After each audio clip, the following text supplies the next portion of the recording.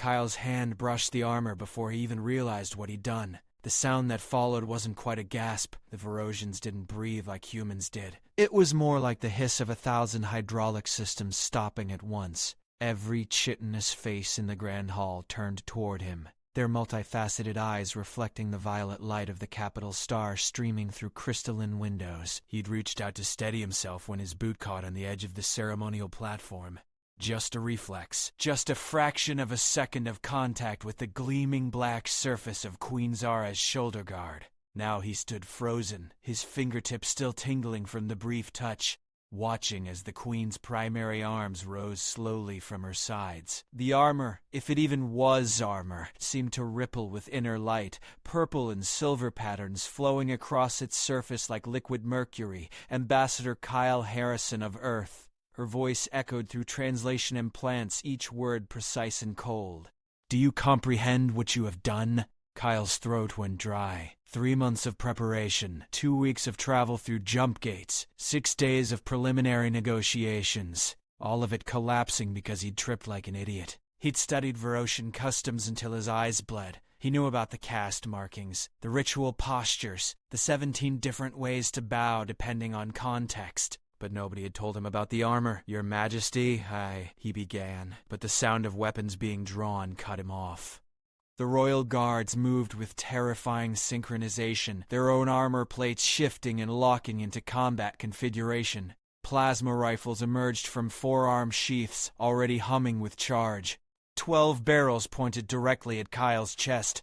Captain Hendricks, his military escort, started to move forward, hand dropping to her sidearm. Kyle caught her eye and gave the smallest shake of his head. If she drew her weapon, they'd both be vapor before the barrel cleared leather. Queen Zara remained perfectly still, her forearms now extended in a pattern Kyle didn't recognize. Behind her, the High Council, 7 ancient Varosians in robes of office, had risen from their seats. One of them, an elder with deep scarring across his carapace, spoke in rapid clicks and whistles that the translators struggled to process.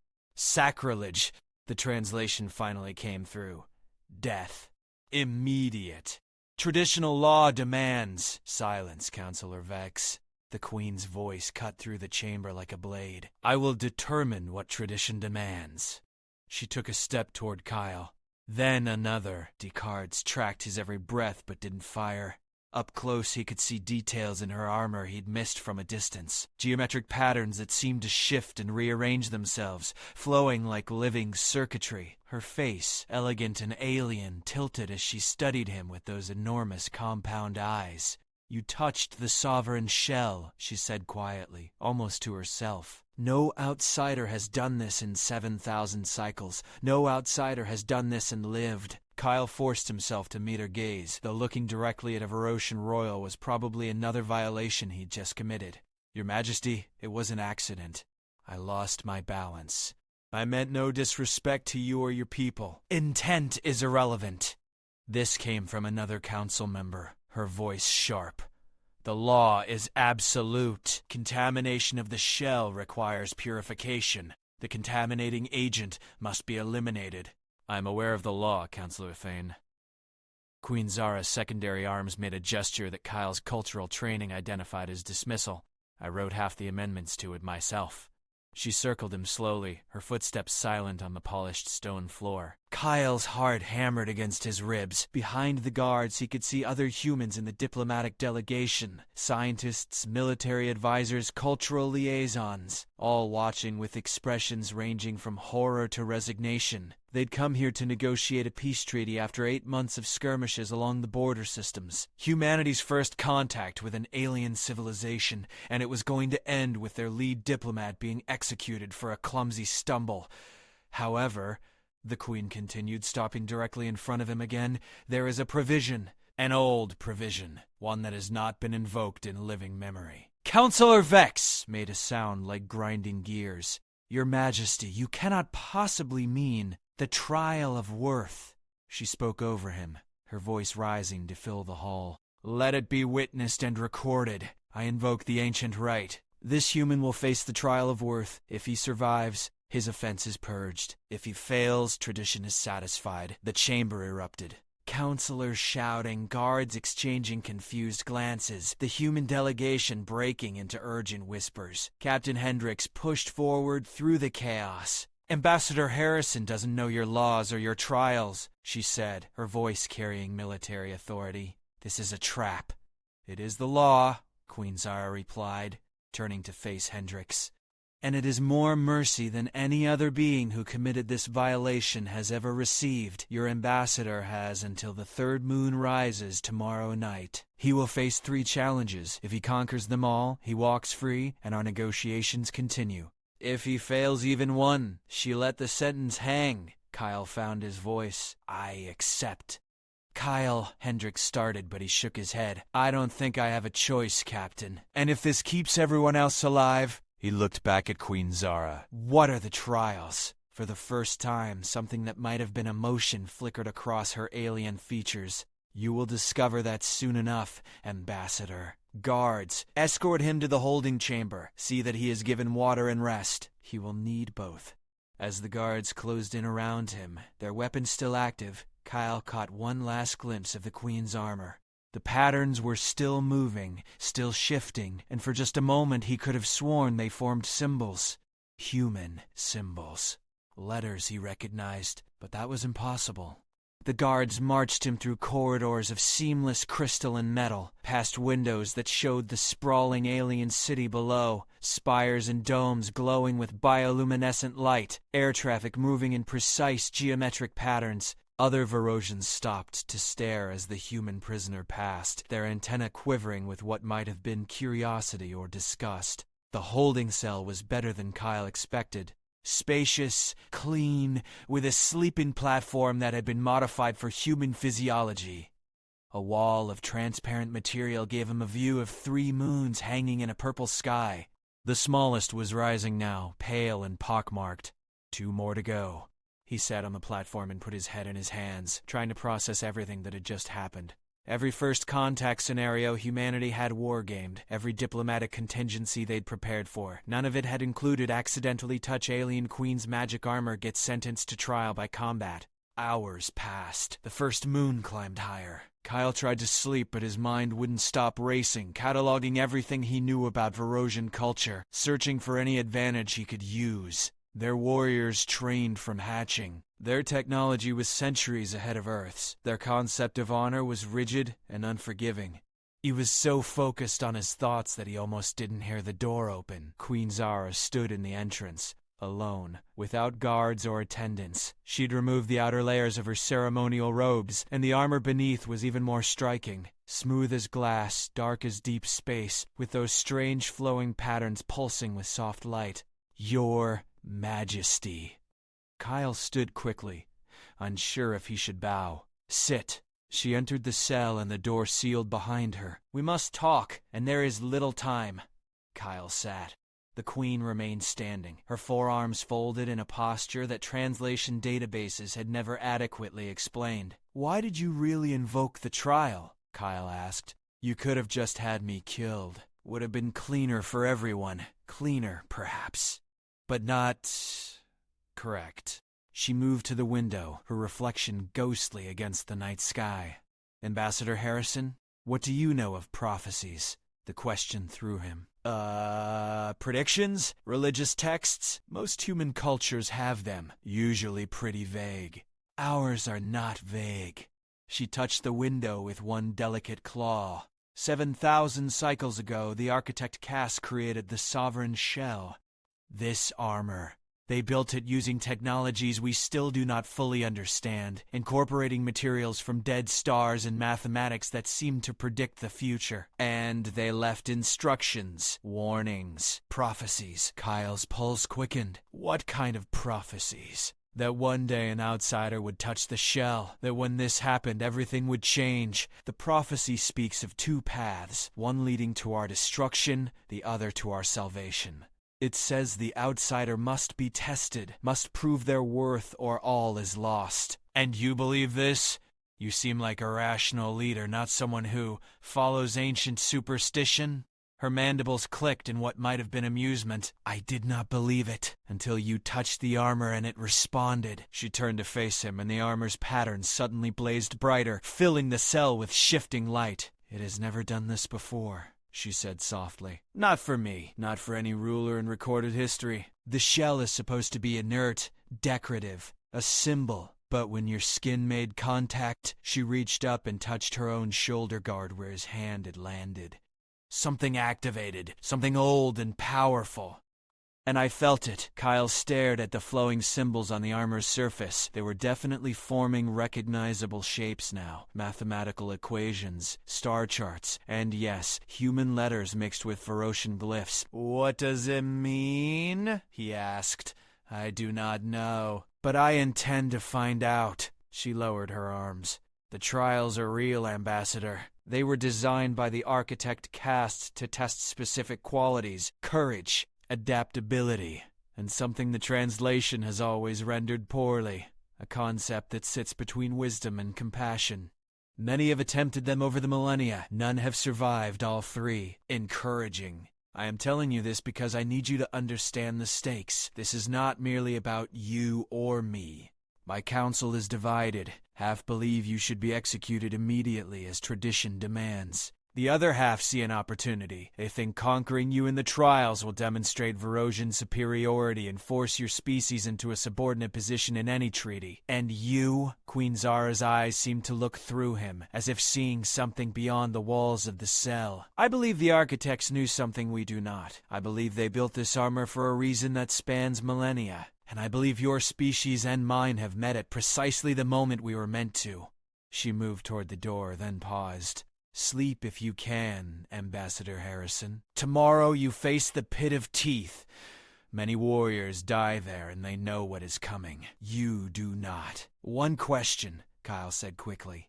Why are you helping me? Why tell me any of this? The Queen was silent for a long moment. When she spoke, her voice was barely a whisper. Because when you touched the armor, I saw something. A vision, perhaps, or a memory that is not mine. I saw our two species standing together against a darkness I cannot name. I saw the stars themselves bending to accommodate a partnership that should not exist. And I saw you, Ambassador Harrison, wearing armor that matched my own. The door opened and she stepped through. Survive tomorrow. Then we will speak again. Kyle sat in the darkness long after she left, watching the moons climb higher, trying to convince himself that he had any chance at all. The second moon was rising when sleep finally came, and with it, dreams of ancient machines and armor made of starlight. Morning arrived too quickly. The guards came for him at first light, binding his wrists with energy restraints that hummed against his skin. They led him through different corridors this time, descending deeper into the palace structure. The air grew warmer, thick with moisture and an acrid smell Kyle couldn't identify. The arena was carved from living rock, a massive circular pit surrounded by ascending tiers of seats. Thousands of Varosians filled the stands, their collective chittering creating a sound like rain on metal. The High Council sat in a special section, their expressions unreadable. Captain Hendricks and the other humans were segregated in another area surrounded by guards. Queen Zara occupied a throne overlooking the pit, her armor gleaming in the morning light. Kyle was shoved to the edge of the arena. Below, the floor was sand and stone, with several large grates scattered across the surface. Dark stains marked the sand in patterns that spoke of violence and death. Ambassador Kyle Harrison, Counselor Vex's voice boomed through amplification systems. You stand accused of desecrating the sovereign shell. To purge this offense, you must complete 3 trials ordained by the architects. The first is the Pit of Teeth. You will face what emerges alone, unarmed, with only your wit and will to sustain you. Survive until the horn sounds and you pass. Fall before then and tradition is satisfied. How long until the horn? Kyle called up. That is determined by the creature. When it is fed or grown bored with you, the trial ends. Excellent, super encouraging. The guards removed his restraints and pushed him forward. He half slid, half climbed down into the pit, landing hard on the sand. The moment his feet touched the arena floor, the crowd's chittering intensified. One of the grates began to rise with a grinding mechanical sound. Kyle's military training kicked in. He scanned the arena for anything useful. A rock, piece of bone, anything that could serve as a weapon. But the sand was clean, deliberately cleared. He was alone in an empty pit with something very large moving beneath the floor. The grate clanged fully open. What emerged was nightmare-made flesh. It stood 3 meters tall on 6 legs, each ending in curved claws the length of Kyle's forearm. Its body was segmented like an insect's, but covered in bony plates that looked thick enough to stop bullets. The head, if that's what it was, consisted mostly of mandibles. 3 sets of them, nested within each other, each lined with rows of serrated teeth that gave the trial its name. The creature's eyes, all 8 of them, locked onto Kyle. It charged. Kyle ran. Not away. That was the amateur mistake. He sprinted toward the nearest wall of the arena, angling his path so the creature had to turn to follow. Its mass worked against it on the turn, claws scrabbling in the sand for purchase. Kyle reached the wall and jumped, fingers finding the smallest ledges in the carved stone. He pulled himself up 1/2 meter, then a full meter, climbing with desperate speed. The creature slammed into the wall below him, mandibles snapping closed on empty air. The impact shook the stone and nearly knocked Kyle loose, but he held on, climbing higher. The thing reared back on its hind legs, reaching for him with its front forelimbs. The claws scraped stone inches from his boots. Kyle climbed until he was 3 meters up, just beyond its reach. The creature dropped back to all 6s and circled below, clearly intelligent enough to realize its prey had escaped the immediate kill zone. But Kyle couldn't stay here forever. His arms were already burning from the effort of holding his body weight. And the trial didn't end until the creature was satisfied or he was dead. He scanned the arena from his higher vantage point. 4 grates total, positioned at cardinal points. The creature had emerged from the south one. The others remained closed, but did that mean they were empty? Or were there more surprises waiting? The creature below had stopped circling. It was doing something strange. Its body was changing, plates shifting and reconfiguring. As Kyle watched in horror, new limbs emerged from its carapace, thinner and more flexible than the others. They extended upward, reaching, climbing. It was adapting. Kyle made a choice. He couldn't outclimb this thing, and staying put meant eventually falling. He needed to move, needed to make the arena work for him instead of against him. He let go of the wall. The drop wasn't far, but he hit the sand hard and rolled, coming up in a sprint. The creature dropped back to its standard configuration and charged again, faster this time. Kyle ran for the western grate, the creature closing the distance with every step. At the last second, Kyle jumped sideways. The creature's momentum carried it forward, directly over the grate. Kyle grabbed the grate's edge and pulled. The mechanism was designed to be operated from below, but the architects hadn't counted on human ingenuity or desperation. The grate was heavy, far heavier than it should be, but Kyle threw everything he had into it. The metal shifted, started to close. The creature realized the danger and tried to leap clear, but its bulk worked against it. 2 of its legs plunged through the opening as the grate snapped shut. The sound it made was like grinding metal mixed with organic screaming. The creature thrashed, trying to pull itself free, but the grate had it trapped. Kyle didn't wait. He ran to the nearest piece of the creature's exoskeleton that had broken off in the struggle, a shard of bone-like material the size of his forearm, wickedly sharp on one edge. Now he had a weapon. The creature was still struggling, still trying to free itself. Kyle approached from the side, every instinct screaming at him to run as far away as possible. But running wouldn't end this. Only finishing it would. He drove the shard into the gap between 2 carapace plates, right where something that might have been a nerve cluster pulsed beneath the exoskeleton. The creature convulsed. Kyle pulled the shard free and struck again and again, targeting the weak points, the joints, the places where armor couldn't protect. It took 7 strikes before the thing finally went still. Kyle staggered back, covered in ichor that burned his skin where it splashed, breathing so hard his lungs felt like they might burst. The horn sounded. The crowd erupted in a sound Kyle couldn't interpret. Surprise? Approval? Outrage that the human had won? Guards descended into the pit on platforms, surrounding him with weapons drawn. Kyle dropped the makeshift weapon and raised his hands. One of the guards sprayed him with something that neutralized the burning ichor, while another locked restraints back on his wrists. As they lifted him out of the arena, Kyle looked up at Queen Zara's throne. She was standing, all forearms extended in a gesture that Kyle's implant translated as respect. The armor's patterns were blazing so brightly now that even from this distance, Kyle could see them dancing across her form like liquid light. Counselor Vex looked furious. Counselor Thane appeared stunned. The other council members were engaged in urgent, angry conversation. Captain Hendricks caught his eye from the human section and gave him the smallest nod. Alive. Against all lives, still alive. 1 trial down. 2 to go. They didn't return him to the comfortable cell. This time they took him to a medical facility where Varosian technicians, after some apparent debate about whether healing him was allowed, treated his wounds with efficiency if not warmth. The ichor burns were worse than they looked, eating through layers of skin until the alien medicine stopped the reaction. Kyle was given water and something that might have been food, though it tasted like metal and ash. Well, he was too exhausted to care. Every muscle in his body screamed, and his hands were torn raw from climbing stone. Done now. He must have slept, because the next thing he knew, a guard was shaking him awake.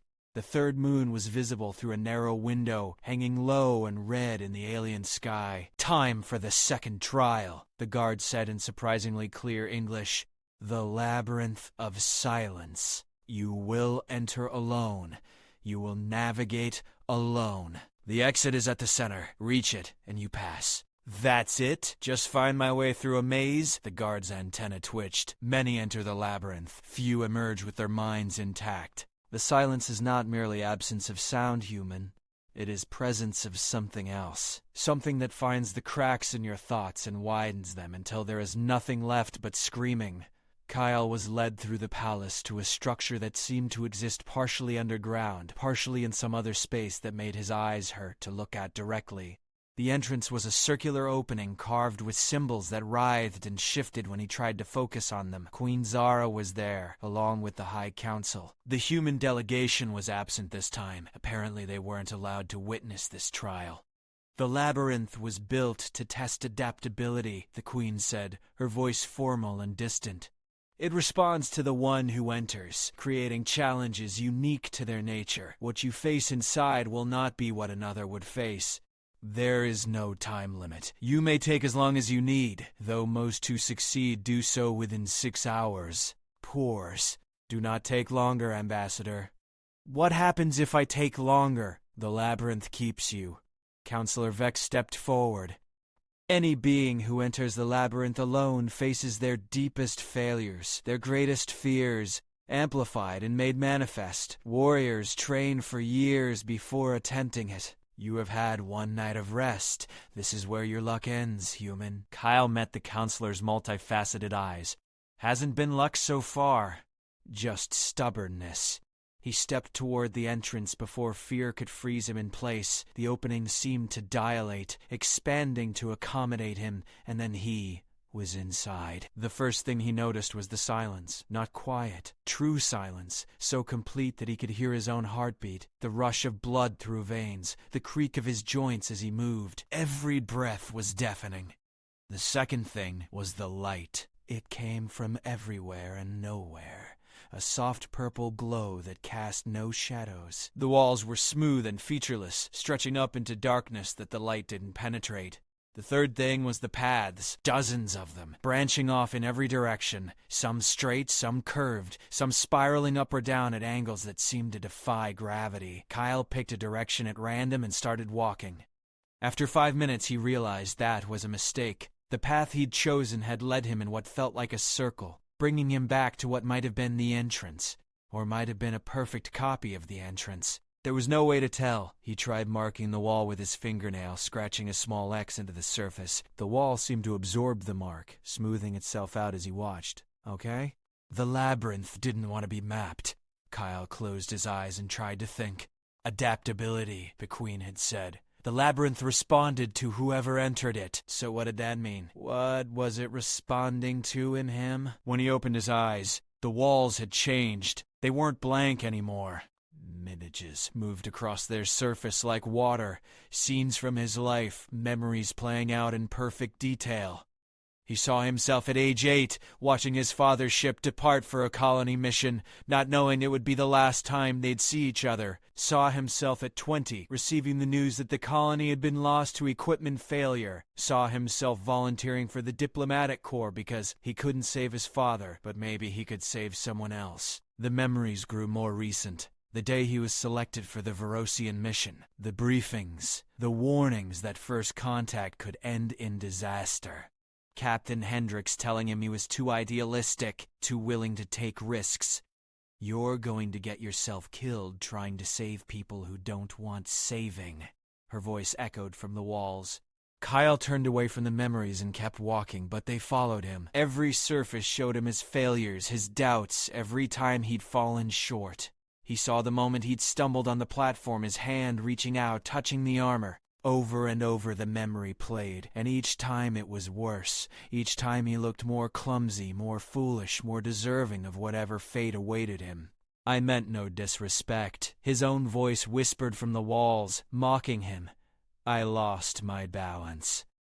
The paths ahead began to split and multiply, each one showing him a different future. In one, he died in the arena, torn apart by the creature. In another, he made it through all 3 trials only to have the High Council order his execution anyway. In a third, he returned to Earth in disgrace, having destroyed humanity's only chance at an alien alliance. Every path led to failure. Kyle stopped walking and sat down in the middle of the corridor, his back against one of the lying walls. No, he said out loud. His voice sounded strange in the perfect silence, flat and dead. This is the test. This is what the labyrinth does. It shows you your failures to break you. The walls rippled. The images changed. Now they showed the Queen, standing in his cell speaking about prophecies and armor that responded to his touch. They showed the armor's patterns shifting into human symbols. They showed possibilities instead of failures. Adaptability, Kyle murmured. Not just physical adaptation. Mental. Emotional. The ability to see past what is to what could be. He stood and looked at the dozens of paths branching before him. They all looked the same. All led into identical darkness. But that was the point, wasn't it? The path didn't matter. The choice was what mattered. Kyle walked forward, picking the path directly ahead, and this time he didn't try to map it or mark it. He simply moved with purpose, trusting his instincts. The walls continued showing him memories and possibilities, but he stopped trying to look away. Instead, he watched them, acknowledged them, learned from them. Yes, he'd failed before. Yes, he might fail again. But he'd also succeeded when no one thought he could. He'd survived when survival seemed impossible. The labyrinth began to change around him. Paths that had seemed endless started to shorten. Branches that led to nowhere began to close off. The light grew brighter, and then he heard something in the silence. Music. Faint and distant, but definitely music. It sounded human. A piece his mother used to play, something classical he'd heard 1,000 times growing up. Kyle followed the sound. The paths contracted further, narrowing, simplifying, until there was only one route forward. The music grew louder, and with it came other sounds. Voices, human and Varosian both, speaking in harmony about things that hadn't happened yet. The path opened into a circular chamber. At its center stood a pedestal, and on the pedestal sat something that made Kyle's breath catch. It was armor. Human size, shaped to fit a body like his, but designed in the same flowing, impossible style as Queen Zara's sovereign shell. The patterns on its surface blazed with light, forming equations and symbols that seemed to speak directly to his mind without needing translation. Kyle approached slowly, half expecting the armor to disappear or reveal itself as another trick of the labyrinth. But it remained solid, real, humming with barely contained energy. He reached out and touched it. The labyrinth shattered. Kyle stumbled forward as reality reasserted itself, falling through the dissolving walls into a larger chamber. He landed hard on polished stone floor, gasping, his hand still tingling from contact with the armor. Except the armor was gone, the pedestal was gone. He was in an exit chamber carved with the same writhing symbols as the entrance, and Queen Zara stood before him, alone. 53 minutes, she said quietly. The fastest completion in recorded history. Most take 4 hours. Some take 6. And you saw it. The armor, Kyle managed, still trying to catch his breath. There was armor, like yours, but meant for you. Yes. She stepped closer, and her own armor pulsed in rhythm with his still racing heartbeat. The labyrinth shows each person what they most need to understand. For warriors, it shows their capacity for violence. For rulers, their capacity for leadership. For you, it showed me a partnership that shouldn't exist, that should not exist according to our current understanding. But the architects knew better. She helped him to his feet with surprising gentleness. One trial remains. The Hall of Convergence. It is the most difficult of all, Ambassador Harrison. It is where most fail, even after conquering the pit and the labyrinth. What happens there? You will see tomorrow, but know this, the trial requires something no physical strength or mental fortitude can provide. It requires truth, absolute and unshakable, even when truth means sacrifice. She turned to leave, then paused. My counsel is in chaos. Half demand I end this farce and execute you for completing the trials too successfully. They say it proves you are somehow cheating, that you must be using technology we cannot detect. The other half want to dissect you to understand how a human could accomplish what Varosian champions cannot. And you, I want to survive what is coming. And I believe you are the key to that survival. Her armor flared brighter. Sleep if you can, Ambassador. Tomorrow everything changes. The final trial began at dawn. Kyle was brought to a chamber unlike any he'd seen in the palace. A perfect sphere carved from single piece of black crystal. 30 meters in diameter. The floor was the only flat surface, and it held 2 platforms positioned exactly opposite each other. Queen Zara stood on one platform, her armor gleaming. The other was empty, waiting for Kyle. The entire High Council ringed the chamber at its equator, standing on individual platforms that seemed to float without support. Captain Hendricks and the human delegation were there too, their expressions grim. The air vibrated with tension. Kyle was led to his platform by silent guards who retreated the moment he was in position. Ambassador Kyle Harrison. Counselor Vex's voice resonated through the sphere. You stand at the final trial. The Hall of Convergence tests the deepest truth of those who enter. You will be asked one question. You will answer. The sovereign shell will judge your response. If you speak truth, you are free. If you speak falsehood, even unknowingly, the shell delivers justice. There is no middle ground, you understand? I understand. Then we begin.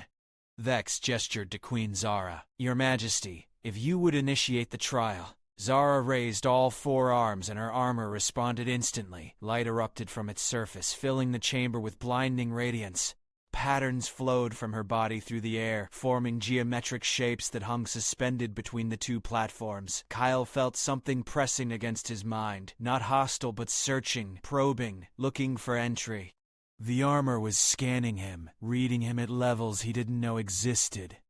Ambassador Harrison? Queen Zara's voice echoed strangely, as if speaking through water. The sovereign shell poses its question. Answer with absolute truth and you pass the trial. Answer with falsehood or deception, and you die. Do you understand the terms?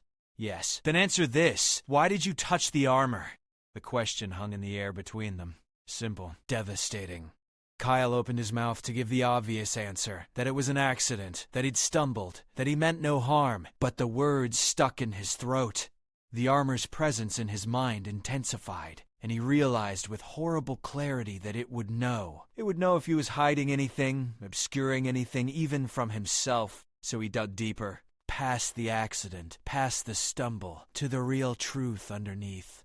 I was afraid, he said, voice barely above a whisper. I was afraid of failing, of destroying the Alliance before it began, of proving everyone right who said I wasn't ready for this mission. When I climbed those steps to meet you, every fear I've ever had was screaming in my mind. I was so focused on not failing that I stopped paying attention to where I was, and I fell. That's the truth. I touched your armor because I was too consumed by fear to be present in the moment that mattered most. The armor's light pulsed but didn't diminish. The question wasn't fully answered. But there's more, Kyle continued, following the thread deeper. Some part of me wanted to touch it. Not consciously, but when I saw you standing there, wearing something so beautiful and powerful, something that represented everything your species had achieved, part of me wanted to connect with that. Wanted to prove that humans could understand, could appreciate, could be worthy of standing beside Varosians as equals. The stumble gave me an excuse to do what I wanted to do anyway. The light intensified. Still not enough. Kyle closed his eyes, searching for the deepest truth, the one he'd been avoiding even from himself. And beneath all of that, there's this, I hoped. Despite every warning, every briefing about how dangerous first contact could be, I hoped that your species and mine were meant to meet. That there was a reason the universe had brought us together at this exact moment. When my hand touched your armor, in that fraction of a second before I understood what I'd done, I felt right, like something that had been separated was being reunited. That's the absolute truth. I touched your armor because at some level I couldn't name, I was meant to. The chamber exploded with light. Kyle threw up his arms instinctively, expecting pain, expecting death, expecting the judgment Counselor Vex had promised. But instead he felt warmth. Energy poured into him from every direction, and when he lowered his arms, he saw the armor. It materialized around his body piece by piece: chest plate, shoulder guards, arm sheaths, leg armor, boots, gauntlets. Each piece formed from light that solidified into something that was metal and not metal, material and not material. It fit him perfectly, moving with his body as naturally as skin, and the patterns. They matched Queen Zara's armor exactly, flowing and shifting in perfect synchronization with hers. The High Council erupted into chaos, shouting accusations, some counselors trying to flee their platforms. But they were locked in place by the Sovereign Shell's power, forced to witness what was happening. Queen Zara stepped off,